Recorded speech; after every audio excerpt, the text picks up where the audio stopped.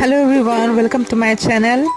যেহেতু এইকেইদিন বৰষুণৰ বতৰ ভাবিলোঁ পকৰি ৰেচিপি এটা লৈ হওক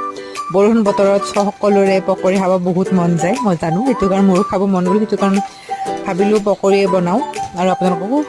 ভিডিঅ'টো শ্বেয়াৰ কৰোঁ তো এয়া লৈছোঁ মই ময়দা 3 চামুচ তাৰপিছত অকণমান দিলোঁ নিমখ সোৱাদ অনুযায়ী নিমখ আৰু অকণমান চ'ডা দি গোটেইখিনি মিলাই ল'লোঁ তাৰপিছত ইয়াতে অকণমান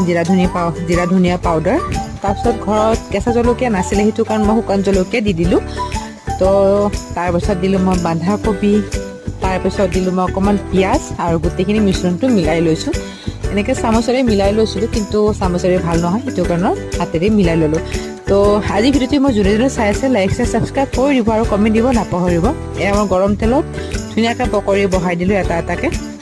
আৰু ফাইনেলি মোৰ পকৰি হৈ গ'ল তো আজি ভিডিঅ'টো ইমানতে খতম কৰোঁ নেক্সট ভিডিঅ'ত মই আকৌ লগ পাইছোঁ আজি ইমানতে টাটা